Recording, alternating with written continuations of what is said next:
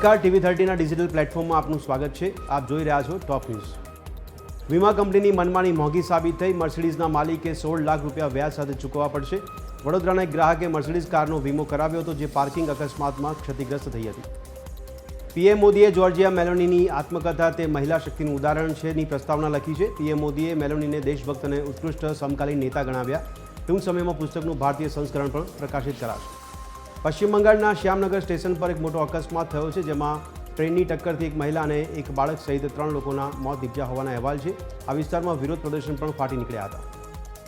મુંબઈમાં વરસાદે તબાહી મચાવી છે। દિલ્હીમાં ભેજવાળી ગરમીએ હાલાકી ઊભી કરી છે। હવામાન અંગે IMD દ્વારા કરવામાં આવી આગાહી। કરુલ ભાગદોડ પછી રાહુલ ગાંધીએ વિજય સાથે વાતચીત કરી હતી। સ્ટાલિનને પણ ફોન કર્યો હતો અને પોતાનું દુઃખ વ્યક્ત કર્યું અને મૃતકોને આપી શ્રદ્ધાંજલિ। બનાસ ડેરીની ચૂંટણીમાં વધુ એક કાંકરેજ બેઠક બિનહરીફ જાહેર થઈ। 16માંથી 15 બેઠકો બિનહરીફ, માત્ર દાંતા બેઠક માટે યોજાશે ચૂંટણી। દ્વારકાના 21 ટાપુઓ પર લોકોના અવરજવર પર પ્રતિબંધ મૂકવામાં આવ્યો છે। દેશ વિરોધી પ્રવૃત્તિઓ પર લગામ હેતુ લગાવાઈ રોક। અધિક કલેક્ટરે જાહેરનામું બહાર પાડી લગાવી રોક। મહારાષ્ટ્રમાં આઈ લવ મોહમ્મદની રંગોળી બનાવતા હિંસક દેખાવો। કેટલાક અજાણ્યા લોકોએ બનાવી રંગોળી। ભીડને કાબૂમાં લેવા પોલીસે કર્યો બળપ્રયોગ। 30થી વધુ લોકોની ધરપકડ।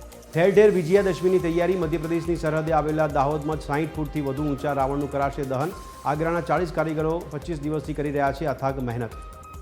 અમદાવાદની 7 ડે સ્કૂલ શુક્રવારથી થશે શરૂ। ધોરણ 10-12ના વર્ગો કરાશે શરૂ। ઓફલાઈન શિક્ષણ શરૂ કરતા પહેલા 2 ઓબ્ઝર્વર કરશે નિરીક્ષણ।